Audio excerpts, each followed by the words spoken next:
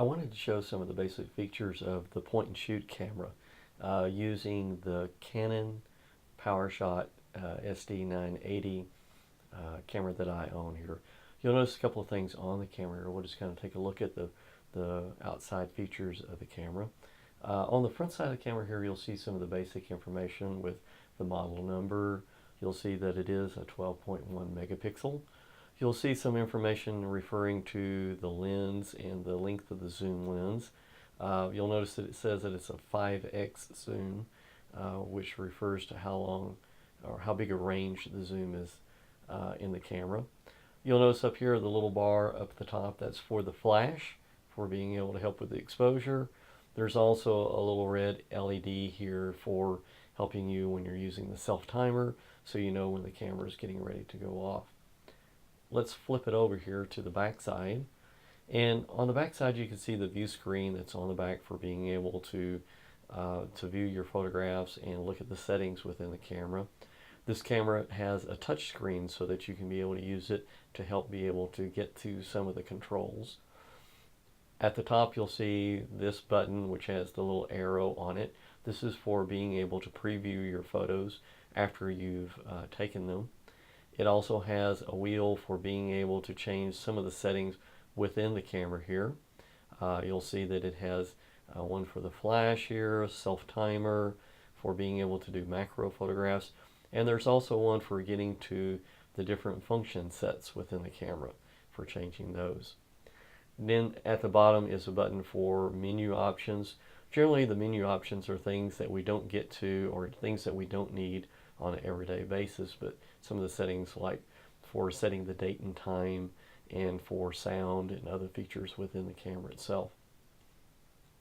On the top side of the camera, you'll see the settings for being able to take the photograph. There's the release button for taking the photograph. There's also a little lever at the top for changing the zoom lens and being able to go from wide angle to telephoto. There's the on-off button for turning the power on or off on the camera. And then over on the side, you'll see that there's a slider for being able to set the camera in auto mode, more of a manual mode or program mode, or in the video mode, so we can be able to shoot videos with it. So all those settings are in here. We also have on this side, we have the on the bottom side here, we have where the battery will go and the camera card will be able to sit in the camera. And on the opposite side here, we have where we can be able to plug in for being able to display our pictures or for being able to connect to USB on our computer too, is on that side. So let's take a look. Oh, one last thing on the bottom, you'll see for mounting to a tripod. It has the 1/4 inch screw down at the bottom for doing that. So let's turn the power on here to take a look. You'll notice the zoom lens comes out. It helps protect the lens. On the back of the camera, we're setting that full auto mode, so we really don't have too many things that we can be able to change within the camera. It's automatically setting the flash. It's automatically setting the exposure. When we partially press the button, it's going to focus for us. And you'll notice at the bottom of the screen, it has the shutter speed, the f-stop, and the ISO that it chose to use for taking the photograph. If we hit the function set button here to get to some of those things that we can change, you'll see that one of the things, really the only thing that we can really change, is the size of the image that we're recording.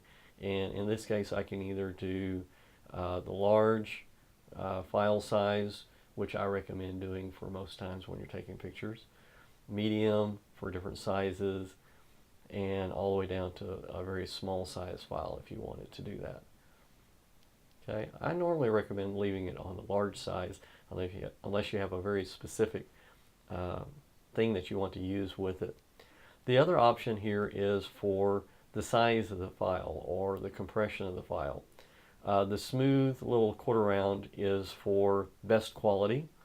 The one below will make for a smaller file, but it may actually hurt the quality of the picture too. So again, I kind of recommend leaving it the higher quality.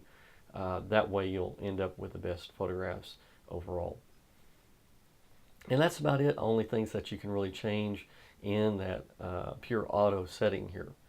Let's take a look in that more program mode or manual mode, where we can be able to do more things with our settings here. And again, I'll press that function set again, and you'll see that we have a whole group of different options for being able to change the settings in the camera.